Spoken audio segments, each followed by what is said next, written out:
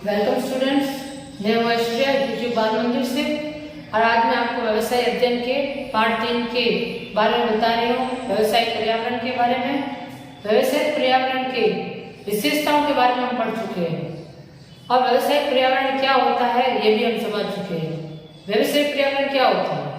व्यवसाय पर्यावरण का मतलब होता है एक व्यवसाय के बाहर के जो भी घटक है, बाहर का जो भी वातावरण है, वो व्यवसाय जो व्यवसाय को प्रभावित करता है, जो व्यवसाय का परिचालन में जिसका प्रभाव पड़ता है, वो सारे व्यवसाय पर्यावरण कहलाता है। वो सारा पर्यावरण जो है व्यवसाय पर्यावरण कहलाता है। वो सारे बाहर के घटक, वो सारे बाहर का वातावरण जिसका व्यवसाय पर प्रभाव पड़ता है, वो व्यवसाय पर्यावरण कहलाता है। आज हम उसकी विशेषता पढ़ेंगे। व्यवसाय पर्यावरण क्यों जरूरी है, इसकी क्यों आवश्यकता है, व्यवसाय पर्यावरण का अध्ययन करना किसी भी बिजनेसमैन के लिए क्यों जरूरी है।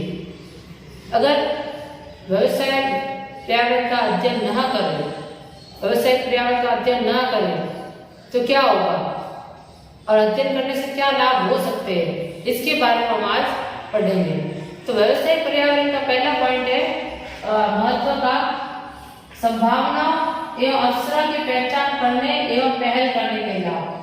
यानी अवसरों की पहचान करना, अवसर का मतलब होता है मौका या कोई चांस, कोई अपॉर्चुनिटी, तो उसको कहते हैं अवसर। तो अवसरों की पहचान करना एवं पहल करने के लाभ। सबसे पहले तो अवसर को पहचाने, फिर उसको उस अवसर का सबसे ज्यादा फायदा उठाए। अगर एक व्यवसाय, एक बिजनेसमैन सही समय पर अवसर को न पहचाने तो वो अपने प्रतियोगियों से आगे नहीं जा पाएगा, अपने कॉम्पिटिटर से आगे नहीं जा पाएगा। एक अच्छा बिजनेसमैन वही होता है जो व्यवसायिक पर्यावरण का सही ढंग से अध्ययन करे, पर्यावरण में होने वाली हलचल, बदलावों को पहचाने और बदलावों को पहचानने के साथ वहाँ जो अवसर पनप रहे हैं, जो नए नए अवसर दिख रहे हैं, उनको पहचान कर आगे बढ़े और इस अवसर को अपनाकर काम करे ताकि वो अधिक से अधिक लाभ कमा सके। तो एक सफल बिजनेसमैन वही होता है जो बदलते पर्यावरण में अवसरों को पहचान ले और उस अवसर को पहचान कर पहल करके काम करे तो वही अधिक लाभ कमा सकता है। जैसे इसका मैं एग्जांपल के आपको समझाती हूँ। जब पहली बार स्मार्टफोन्स आए तो उससे पहले स्मार्टफोन नहीं, जैसे पहले बटन वाले फोन यूज होते थे, लगातार बटन वाले फोन यूज होने लगे, अचानक से स्मार्टफोन की क्रांति आ गई। तो पहले जिसने पहली बार स्मार्टफोन बनाया होगा उसने कितना लाभ कमाया होगा। उसने सबसे पहले अवसर को पहचान लिया कि पर्यावरण में कस्टमर कुछ ऐसा चाहते हैं जिससे उनको सुविधा हो, यानी फिंगर टच करते ही काम हो जाए, उन्हें बटन दबाने की या इस तरह की झंझट करने की जरूरत ही ना पड़े। वो थोड़ा आरामदायक चीज चाहते हैं कि फिंगर टच से सारा काम हो जाए। तो जिसने इस अवसर को पहचाना, एक तो उसने एक नई टेक्नोलॉजी लेकर आया हो और उसने इस तरह के फोन बनाए जो आज के कस्टमर को पसंद भी है और सुविधाजनक भी है, यानी जिसमें सारे फीचर है, कैमरा भी है, बाकी सब सारे फीचर। आप सब जानते हैं स्मार्टफोन में कौन से फीचर होते हैं, आप सबके पास है स्मार्टफोन। आज हम भी उस स्मार्टफोन की सुविधा की वजह से ही आपको पढ़ा पा रहे हैं। अदरवाइज अगर कोरोना काल में स्मार्टफोन या कंप्यूटर जैसी कोई चीज नहीं होती तो आप कैसे पढ़ पाते? तो इस नए बदलते पर्यावरण में जो भी अवसर उपलब्ध है उसको सही समय पर पहचान कर कार्य करेंगे तो कोई भी बिजनेसमैन अपनी प्रतियोगियों से या अपने कॉम्पिटिटर से आगे बढ़ सकता है, यानी अपने कॉम्पिटिटर से सबसे आगे निकल सकता है। तो जिसने पहली बार स्मार्टफोन बनाया होगा उसने काफी सारा लाभ कमाया होगा, क्योंकि उस समय दूसरी कंपनियों को तो इस टेक्नोलॉजी के बारे में पता ही नहीं चल पाया होगा और जब तक उन्होंने पता लगाया होगा तब तक वो कंपनी लाभ कमा चुकी होगी। बहुत सारे कस्टमर जो है जो जिनके पास पैसा भी है और जो कुछ अच्छा खरीदना चाहते हैं उन सबने इस महंगे स्मार्टफोन को खरीदा होगा। अब तो स्मार्टफोन के प्राइस रेट कम हो गए, लेकिन जब शुरू में आया था तो रेट थोड़े ज्यादा थे और उस समय उस कंपनी ने काफी फायदा कमाया। तो इस तरह से सही समय पर अवसर को पहचानने से ही अधिक लाभ कमा सकते हैं। पर्यावरण व्यवसाय की सफलता के अनेक अवसर प्रदान करता है। पर्यावरण में व्यवसाय के लिए बहुत सारे अवसर होते हैं, बस एक अच्छे बिजनेसमैन को उसे पहचानने की जरूरत है। अब यदि अवसर की पहचान शुरुआत में ही हो जाए तो कोई भी फर्म अपने प्रतियोगियों से पहले लाभ उठा सकती है। यानी अगर किसी बिजनेसमैन को पहले ही पता चल जाए कि अवसर कौन से और वो अवसर को पहचान ले तो वो अपने प्रतियोगियों से पहले लाभ कमा पाएगा। तो अवसर को व्यवसायिक पर्यावरण जो है वो अवसर को पहचानने का मौका देता है। तो अगर व्यवसायिक पर्यावरण का अध्ययन करेंगे तभी तो किसी बिजनेसमैन को अवसर कौन से पता चलेंगे। तो इसलिए पर्यावरण व्यवसायिक पर्यावरण का अध्ययन करना जरूरी है। खतरे की पहचान एवं समय से पहले चेतावनी में सहायक। खतरे की पहचान,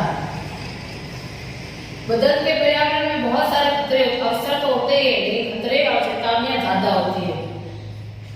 अगर खतरे की पहचान, एक बिजनेस में खतरे की पहचान सही समय पर नहीं कर पाया, उसे आती हुई मुसीबतें नहीं देख पाया, तो वो आगे नहीं बढ़ पाएगा और ना तो अपने प्रतियोगियों से आगे बढ़ पाएगा और ना ही उस समय उस स्थिति में लाभ कमा पाएगा।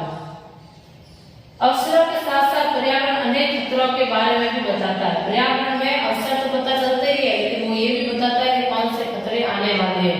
जैसे कौन एक बिजनेसमैन को बताता है कि कौन से नए बिजनेस शुरू होने वाले हैं, किस तरह के बिजनेस कॉम्पिटिटर कौन से उत्पन्न होने वाले हैं, नई दुकानें कहाँ खुलने वाली है, कौन से शोरूम्स खुलने वाले हैं, उन शोरूम्स के खुलने से उनकी दुकान पर क्या प्रभाव पड़ने वाला है।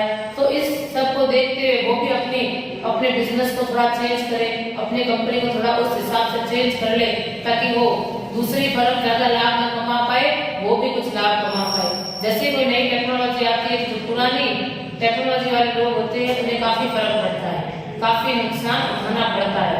लेकिन अगर वो पुरानी फर्म इस खतरे को सही समय पर पहचान ले और वो भी नई टेक्नोलॉजी को अपनाकर उस हिसाब से कार्य करे, तो वो भी आगे बढ़ सकती है और लाभ कमा सकती है। पर्यावरण के प्रति यदि प्रबंधक सोचते हैं तो वह समय रहते खतरा को पहचान सकते हैं, जो कि पूर्व चेतावनी है।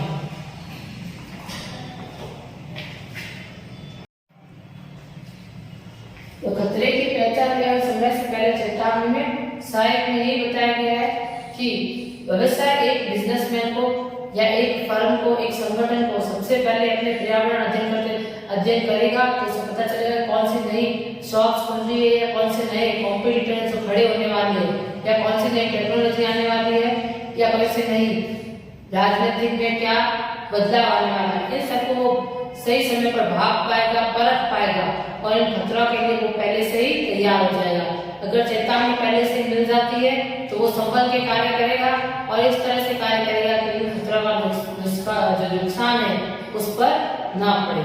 तो इसीलिए खतरा की पहचान एवं समय से पहले चेतावनी में सहायक होती है। तो पर्यावरण का अध्ययन करने से ही हमें पता चलेगा कि कौन से खतरे पनप रहे हैं एनवायरनमेंट में, या पर्यावरण में कौन से खतरे जो है हो रहे हैं, कौन से नए फर्म आ रही है, कौन से नई टेक्नोलॉजी बन रही है। जैसे एग्जाम्पल के आपको मैं बताती हूँ, जैसे मारुति कंपनी जो हमारे देश में काम करती है, जब मारुति कंपनी को ये पता चला कि फॉरेन कंपनियां बहुत सारी इंडिया में आकर कार बनाना चाहती है और कार बनाने के लिए वो आ रही है, तो मारुति कंपनी को लगा कि अगर वो सब कार बनाने आएगी तो शायद इसका काफी लॉस हो जाएगा। लेकिन अभी तक उस जमाने में सब मारुति कंपनी ही इकलौती इंडिया में कार बनाती थी, लेकिन उसने जब देखा कि बाहर से भी विदेशी कंपनियां आना चाहती है यहाँ काम करने, क्योंकि यहाँ पे कारों की थोड़ी शॉर्टेज है, एक कंपनी कितना ही प्रोडक्शन कर पाएगी, तो कारों की जरूरत तो ज्यादा है, इसलिए फॉरेन कंपनी यहाँ पर आकर कार बेचना चाहती है और लाभ कमाना चाहती है।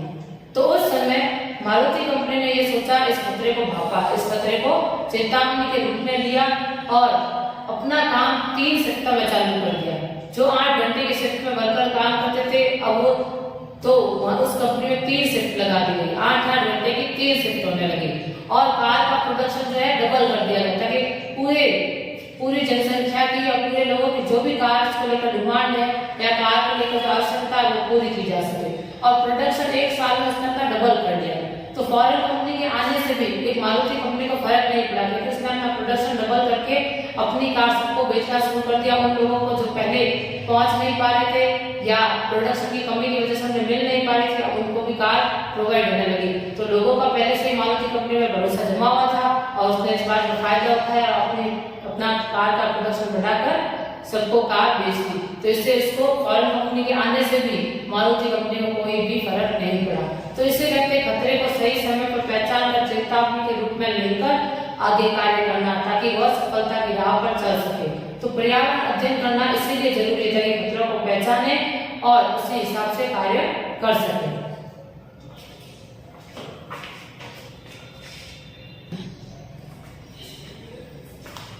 तीसरा पॉइंट है उपयोगी संसाधनों का दोहन, यानी जिन संसाधनों की आवश्यकता है उनको पर्यावरण से लेना। पर्यावरण व्यवसाय को संचालन करने के लिए विभिन्न संसाधन उपलब्ध कराता है। पर्यावरण में व्यवसायिक पर्यावरण में ऐसे बहुत सारे संसाधन होते हैं जिनकी आवश्यकता एक व्यवसाय को पड़ती है। तो ये जो व्यवसाय को जितने भी संसाधनों की आवश्यकता पड़ती है, जैसे कच्चा माल है, पैसा है, वित्त यानी फाइनेंस है, या फिर कोई मशीनें हैं, किसी तरह पानी है, बिजली है, या और किसी तरह की भी चीजें या संसाधन, सारी चीजें जो है, ये सारे संसाधन जो है ये पर्यावरण उपलब्ध कराता है किसी भी व्यवसाय को। जैसे वित्त, मशीनें, कच्चा माल, बिजली और पानी आदि। व्यवसाय अपनी जरूरत के अनुसार पर्यावरण से संसाधन लेता है एवं पर्यावरण की आवश्यकता को पूरा करता है। जो व्यवसाय होता है वो अपनी जरूरत के हिसाब से इन संसाधनों को पर्यावरण से लेता है। कोई भी व्यवसाय जो है अपना काम शुरू करता है तो वो अपनी आवश्यकता अनुसार पर्यावरण से चीजें लेता है। अगर कच्चा माल चाहिए तो कच्चा माल लेगा, पानी लेगा, बिजली लेगा, मशीनें लेगा, और भी जिन चीजों की आवश्यकता होती है उन सारी चीजों को लेकर, उन सारे संसाधनों को लेकर एक ऐसी चीज बनाएगा जिसकी आवश्यकता भी पर्यावरण को, यानी जिसकी डिमांड कस्टमर को है, या व्यावसायिक पर्यावरण में जितने भी लोग रहते हैं उनकी डिमांड को पूरा करने की कोशिश करेगा। एक व्यवसाय जो है एक पर्यावरण से चीजें या संसाधन लेता है और उन्हीं की आवश्यकता को पूरा करता है, यानी उनके संसाधन लेकर कुछ ऐसा बनाता है जिससे उनकी डिमांड पूरी हो सके, यानी कस्टमर की डिमांड पूरी हो सके। कस्टमर क्या चाहते हैं, वो किस चीज को खरीदेंगे, इनकी चॉइस क्या है, उनकी प्रेफरेंसेस क्या है, उनको किस तरह का माल चाहिए, उनकी डिमांड को पूरा करने के लिए वो संसाधन इकट्ठा करता है, यानी इनपुट्स इकट्ठे करता है और फिर उनकी डिमांड को पूरा करता है आउटपुट देकर, यानी चीजें बनाकर। तो इस तरह से जो है उपयोगी संसाधन का दोहन। तो जो हमें संसाधन चाहिए वो कहाँ मिलेंगे, पर्यावरण में, या कहाँ मौजूद है, इसके लिए व्यावसायिक पर्यावरण का अध्ययन करना जरूरी है। व्यावसायिक पर्यावरण में यह अध्ययन करेंगे तभी हमें पता चलेगा कि कौन से चीज कहाँ मिलती है, कौन सी चीज कहाँ मिलेगी, या पर्यावरण की आवश्यकता क्या है, उनको क्या चाहिए। इन सारी चीजों की जो इंफॉर्मेशन है ये हमें तभी मिल सकती है जब हम व्यावसायिक पर्यावरण का अध्ययन करेंगे। इसलिए व्यावसायिक पर्यावरण का अध्ययन करना जरूरी है। उपयोगी संसाधनों का दोहन करने के लिए या उपयोगी संसाधन को प्राप्त करने के लिए हमें पर्यावरण का डिटेल स्टडी करनी पड़ेगी, और जहाँ जो चीजें उपलब्ध है वहाँ जाकर वो चीजें लेनी पड़ेगी, और जो भी पर्यावरण की आवश्यकता है या कस्टमर की आवश्यकता है उनको पूरा करेंगे, तभी एक व्यवसाय लाभ कमा पाएगा। अगर वो कस्टमर की डिमांड को पूरा ही नहीं कर पाया, उसने सारे रिसोर्सेज दिए लेकिन उसने कुछ ऐसा बनाया जो कस्टमर की डिमांड को पूरा ही नहीं करता, तो ना तो कस्टमर खरीदेंगे ना कोई व्यवसाय लाभ कमा पाएगा। इसीलिए चीज ऐसी बनानी है जो कस्टमर खरीदे या जो पर्यावरण में जिसकी आवश्यकता हो, तभी वो लाभ कमा सकता है।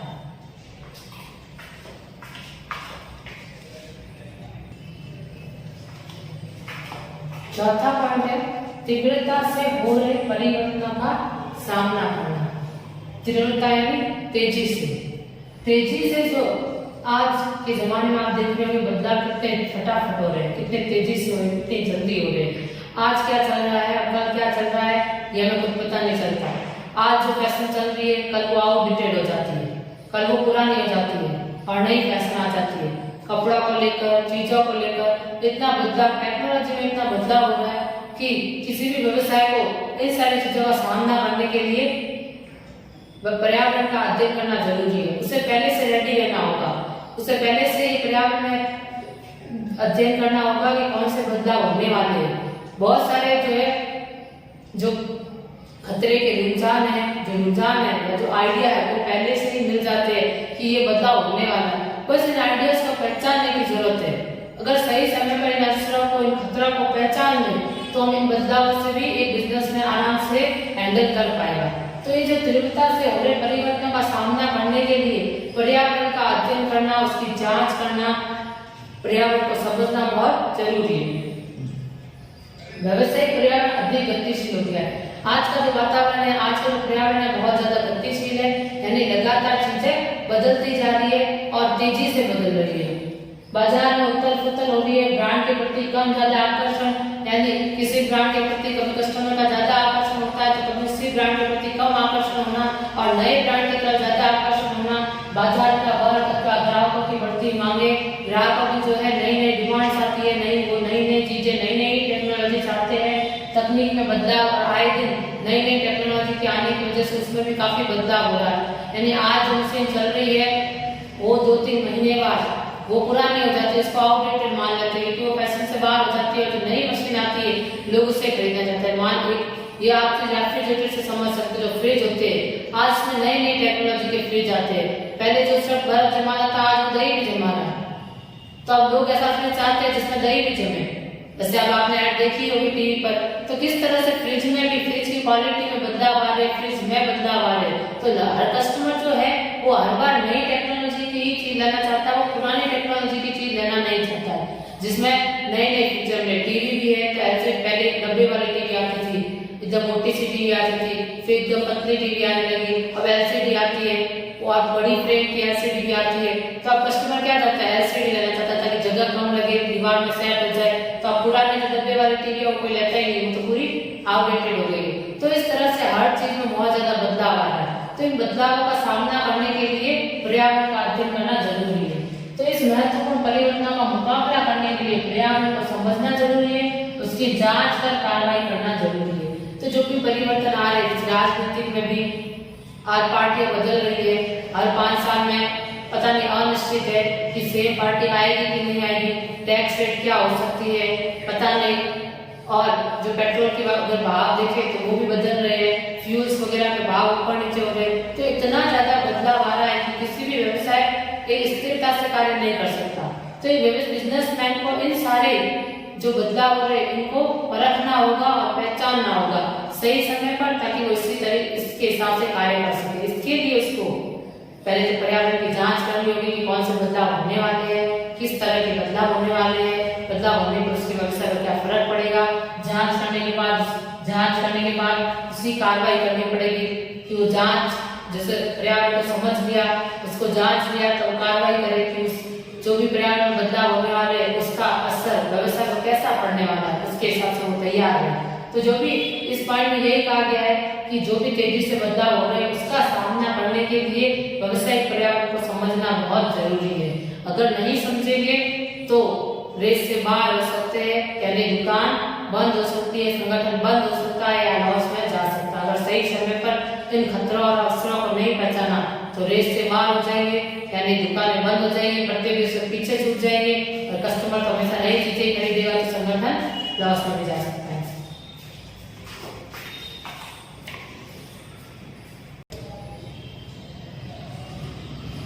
तो 5वां पॉइंट है नियोजन एवं नीति निर्धारण। यानी नियोजन यानी आपको कैसे पता, प्लानिंग करना और उससे जुड़ी हुई नीतियां बनाना, यानी पॉलिसीज बनाना। नीतियां, प्लानिंग करना और पॉलिसीज बनाने के पहले क्या जरूरी है? जरूरी ये है कि हमें पता हो प्लानिंग और पॉलिसी ऐसी बनाए जो बाहर के वातावरण या व्यावसायिक पर्यावरण में सही सेट हो सके। यानी व्यावसायिक पर्यावरण को देखते हुए अपनी प्लानिंग करनी है और वैसे ही पॉलिसीज बनानी है। अगर उसको देखते हुए ना तो प्लानिंग करें ना उससे जुड़ी हुई पॉलिसीज बनाएंगे तो व्यवसाय का चलना मुश्किल हो जाएगा, क्योंकि वो बाहर के वातावरण के साथ ना तो एडजस्ट हो पाएगा ना उसकी डिमांड को पूरा कर पाएगा, यानी ना तो व्यवसाय पर्यावरण की आवश्यकता को पूरा कर पाएगा और न ही उसके हिसाब से चल पाएगा। और जो अगर पर्यावरण के हिसाब से नहीं चल पाएगा वो लंबे समय तक नहीं टिका रह सकता, क्योंकि पर्यावरण व्यवसाय उद्यम के लिए अवसर भी है, क्योंकि जो पर्यावरण है वो अवसर भी प्रदान करता है और खतरे भी। तो इसलिए इसका विश्लेषण करके निर्णय लेने, तो अगर एक पर्यावरण में खतरे भी है और अवसर भी है तो इसका विश्लेषण करना करके निर्णय लेने, यानी नीति संबंधी जो भी निर्णय है वो विश्लेषण करके ले के लिए भविष्य के मार्ग निर्धारण करना, यानी योजना बनाना अथवा दिशा निर्देश का आधार बन सकता है। यानी जो भी बदलाव हो रहे हैं, जितने भी बदलाव हो रहे हैं पर्यावरण में, उन सब पर्यावरण को देखते हुए योजना बनाना और नीतियां बनाना, ताकि वो पर्यावरण में जो है चल सके, वो संगठन पर्यावरण में चल सके और सारे व्यक्ति से आगे निकल सके। तो देश में दिशा निर्देश का आधार बन सकता है। ये जो नियोजन जो है, यानी यहाँ लिखा हुआ है कि निर्णय लेने यानी नीति संबंधित निर्णय लेने हैं। पहले पर्यावरण का पूरा विश्लेषण कर ले, विश्लेषण करने के बाद सारी इंफॉर्मेशन मिलने के बाद उससे जुड़ी हुई नीतियां बनाए, नीतियां बनाने के बाद भविष्य के लिए जो भी योजनाएं है वो बनाए कि भविष्य में किस तरह से आगे बढ़ना है, क्या कार्य करना है, उससे जुड़ी हुई नियोजन करे या उससे जुड़ी हुई प्लानिंग करे, अथवा जो भी दिशा निर्देश का आधार बन सकता है और आगे किस दिशा की तरफ चलना है उसका आधार बन सकता है व्यावसायिक पर्यावरण। व्यावसायिक पर्यावरण जो है प्लानिंग करने में मदद करता है, पॉलिसीज बनाने में मदद करता है, नीतियां बनाने में मदद करता है एवं दिशा निर्देश दिखाने में मदद करता है। एक व्यवसाय को किस दिशा की तरफ जाना है, किस तरफ आगे बढ़ना है, प्लानिंग के लिए क्या बेस रखना है, यानी प्लानिंग किस हिसाब से रखनी है, इसका आधार बनता है व्यवसायिक पर्यावरण। व्यवसायिक पर्यावरण ही बताता है कि किस तरह से प्लानिंग करनी है और किस तरह से नीतियां बनानी है और किस दिशा की तरफ चलना है। अगर पर्यावरण के हिसाब से उसके अनुसार दिशा चूज नहीं करेंगे, रास्ता उसके हिसाब से नहीं बनाएंगे, तो व्यवसाय अपने प्रतियोगी से पीछे रह जाएगा। न तो वो अपने पर्यावरण की आवश्यकताओं को पूरा कर सकता है और न ही वो पर्यावरण में रह सकता है, ज्यादा दिनों तक नहीं रह पाएगा, न तो टिक पाएगा। वो पीछे रहने की वजह से मार्केट से पूरा बाहर हो जाएगा और थोड़े दिनों में उसकी दुकान बंद हो जाएगी। तो एक बिजनेसमैन, अच्छा बिजनेसमैन वही है जो पर्यावरण का अच्छे से अध्ययन करे, उसको समझे, उसका विश्लेषण करे, उसके सारी इंफॉर्मेशन प्राप्त करे, जो भी पर्यावरण की जितनी भी इंफॉर्मेशन है उन सारी इंफॉर्मेशन को प्राप्त करने के बाद ही वो प्लानिंग करे यानी योजना बनाए एवं नीति संबंधी जो भी निर्णय लेने हैं वो उसके बाद ही ले। तो नीति संबंधी निर्णय लेने में, योजना बनाने में पर्यावरण का बहुत बड़ा हिस्सा होता है। वो पर्यावरण जो है आधार बनता है, इसीलिए व्यावसायिक पर्यावरण का अध्ययन करना या विश्लेषण करना जरूरी है।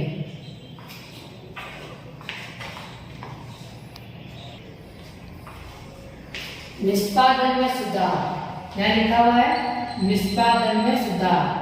निष्पादन में सुधार मतलब होता है परफॉर्मेंस में सुधार, इम्प्रूवमेंट इन परफॉर्मेंस। निष्पादन में सुधार का मतलब होता है इम्प्रूवमेंट इन परफॉर्मेंस, यानी जो एक व्यवसाय की परफॉर्मेंस है उसमें सुधार आएगा। अगर व्यवसायिक पर्यावरण का वो अध्ययन करके सारी इंफॉर्मेशन प्राप्त कर ले, यानी जो भी मार्केट में जो भी इंफॉर्मेशन चल रही है उसको अगर सही समय पर प्राप्त कर ले, जो भी चीजें है उसको सही समय पर समझ ले, तो उसकी परफॉर्मेंस भी अच्छी हो सकती है, वो भी अच्छे से बेटर परफॉर्म कर सकता है। व्यवसायिक पर्यावरण का अध्ययन लगातार करने से, यानी व्यवसायिक पर्यावरण का अगर लगातार अध्ययन करेंगे करने से फर्म के परिचालन में सुधार आ सकता है, यानी फर्म के जो क्रियाएं हैं, फर्म के जो ऑपरेशन है, यानी फर्म का जो काम है उसमें सुधार आ सकता है। उद्यम जो अपने पर्यावरण पर निरंतर निगरानी रखते हैं तथा उपयुक्त व्यवसायिक क्रियाएं करते हैं, वर्तमान एवं भविष्य में भी सफलता प्राप्त करते हैं। ऐसे उद्यम जो समय समय पर यानी लगातार पर्यावरण अध्ययन करते रहते हैं, समय समय पर वो पर्यावरण की चीजों को समझते हैं और उसका विश्लेषण करते रहते हैं, वो वर्तमान एवं भविष्य दोनों में सफलता प्राप्त कर सकते हैं। अब कैसे उनकी परफॉर्मेंस अच्छी होगी? नहीं, व्यवसाय जो लगातार चल रहा है, अपने कार्य कर रहा है, अगर वो बाहर के वातावरण को समझ ले और उनके अवसर को भाप ले, जो भी चेंजेस हो रहे हैं उनको समझे और उस आधार पर अपना कार्य करे, तो ज्यादा अच्छे से लाभ भी कमा पाएगा और अपने परफॉर्मेंस में सुधार भी ला पाएगा। जैसे अभी कोरोना काल में स्थितियां बहुत खराब हो चुकी थी, यानी काफी हद तक जो कपड़ा व्यापारी का जो बिजनेस है, जैसे मैंने पहले भी वीडियो में बताया था कि कपड़े व्यापारी का बिजनेस रुक चुका था, तो जो लोग जिन्होंने इस अवसर को देखा कि हम कपड़े सेल नहीं सकते तो हम मास्क बना सकते हैं, मास्क की जितनी आवश्यकता आज कोरोना काल में उतनी तो किसी चीज की भी नहीं थी, हर कोई व्यक्ति है वो सिर्फ क्या खरीदना चाहता था, मास्क। तो कपड़ा व्यापारी ने सोचा कि हम बाकी चीजों को छोड़कर सिर्फ मास्क बनाने में फोकस करते हैं और पूरे देश को उसी की सप्लाई करते हैं। तो इन खतरों को पहचानते हुए उस खतरों में उन्होंने अवसर को भी देखा और मास्क बनाना शुरू किया और मास्क बनाकर उन्होंने काफी पैसा कमाया। आप भी देख चुके हो, आप मास्क खरीदते हो, एक इतना सा छोटा सा कपड़ा होता है लेकिन उसके भी आप 20-30 रुपए देते हो। जो कपड़ा पहले दर्जी जो है बाहर फेंक देता था सिलाई के बाद, यानी कपड़ा सिलने के बाद जो कपड़ा बाहर फेंका जाता था, आज उस चीज का भी उसको 20 या 50 रुपए मिल जाते हैं। तो यह जो है एक व्यापारियों के लिए अधिक लाभ का अवसर था और उन्होंने इस खतरे में भी इस लाभ को देखा और इस चीज का अवसर उठाया। यानी अगर चीजें परिस्थितियां ऐसी नहीं है, अनुकूल परिस्थितियां नहीं भी है, तो भी उन अनुकूल परिस्थितियों में उनका पर्यावरण का विश्लेषण कर अवसरों को ढूंढना और उस स्थितियों का सामना करना और खड़े रहना, ये एक अच्छे बिजनेसमैन की पहचान है। तो एक अच्छा बिजनेसमैन वही होता है जो भविष्य पर्यावरण का अच्छे से अध्ययन करके उसका विश्लेषण करके अपनी खतरों और अवसरों को पहचानता है और जिससे उसके निष्पादन में यानी परफॉर्मेंस में सुधार आएगा। किसी भी कंपनी पर्यावरण का अध्ययन करेगी तो उसको पता चल जाएगा कि टेक्नोलॉजी किस तरह से बदलने वाली है। आइडियाज तो लग ही जाता है, आपको भी आइडिया लग जाते हैं। जैसे आप भी मार्केट में कुछ बातें सुनते हो तो आपको अभी ऐसे बोलते हो कि अभी अभी ये खबर सुनने में आई है कि ऐसा होने वाला है। अब प्रूफ नहीं होता ऐसा होगा कि नहीं होगा, लेकिन आपको रुझान आने लगता है कि ऐसा हो सकता है, आपको आइडिया लगने लगता है। आप दूसरों की बातें सुन के हल्का सा आइडिया लग जाता है कि ऐसा कुछ हो सकता है, तो आप भी उसके लिए पहले से प्रिपेयर होना शुरू हो जाते हैं, आप भी पहले से उसकी तैयारी कर लेते हो। जैसे आपका कोर्स चेंज होने वाला होगा, इसके अनुसार आपका कोर्स जो चेंज होगा तो इसकी इन्फॉर्मेशन आपको पहले से मिलेगी या कुछ आइडिया तो आपको लग ही जाएगा कि कोर्स चेंज होगा या नहीं होगा, तो आप उस हिसाब से पहले से प्रिपेयर रहोगे। तो इसी तरह से अगर व्यावसायिक पर्यावरण का पहले से विश्लेषण कर ले तो एक बिजनेसमैन जो पहले से तैयार रहेगा और अपने परफॉर्मेंस में सुधार ला सकता है। तो परफॉर्मेंस में सुधार लाने के लिए भी व्यावसायिक पर्यावरण का अध्ययन करना, विश्लेषण करना जरूरी है। तो ये सारे उसके पॉइंट्स थे, यानी महत्व थे, 6 महत्व थे व्यावसायिक पर्यावरण के, जो बारी बारी मैंने आपको समझाया। पहले था कि असरों की पहचान करना, यानी सही समय पर जो भी अपॉर्चुनिटीज है, जो भी मौके, जो भी चांस है जिससे फायदा उठा सकते हैं उसको पहचाने। दूसरा था चेतावनी, खतरे, जो भी खतरे की वजह से या चेतावनी की वजह से बिजनेस को नुकसान हो सकता है, उनको देखे, परखे और उससे बचने के लिए उपाय सोचे। और तीसरा था निष्पादन में सुधार यानी परफॉर्मेंस में सुधार। चौथा था नियोजन एवं नीति निर्धारण करना, यानी कोई भी प्लानिंग या नीतियां बनाने से पहले भी व्यावसायिक पर्यावरण की आवश्यकता होती है, इसका भी विश्लेषण करना चाहिए। और चौथा है कि पांचवा है कि तीव्रता से हो रहे बदलाव, जो भी बदलाव तेजी से हो रहे उन बदलावों का सामना करने के लिए पहले से ही तैयार रहना, और इस तैयारी में व्यावसायिक पर्यावरण जो है काफी मदद करता है। और आखिरी था उपयोगी संसाधनों का दोहन, जो भी संसाधन उपयोगी है, जरूरत की है, उन संसाधनों को प्राप्त करने के लिए भी व्यावसायिक पर्यावरण का अध्ययन करना जरूरी है। जैसे भी अध्ययन करने से ही पता चलेगा कि कौन से संसाधन कहाँ है और किस तरह से हम उनको प्राप्त कर सकते हैं। तो इससे लिए व्यावसायिक पर्यावरण का अध्ययन करना जरूरी है। और बाकी के पॉइंट्स मैंने आपको समझा दिए, आप सारे ग्रुप में जो लिखा है पॉइंट्स नोट कर लेना और अच्छे से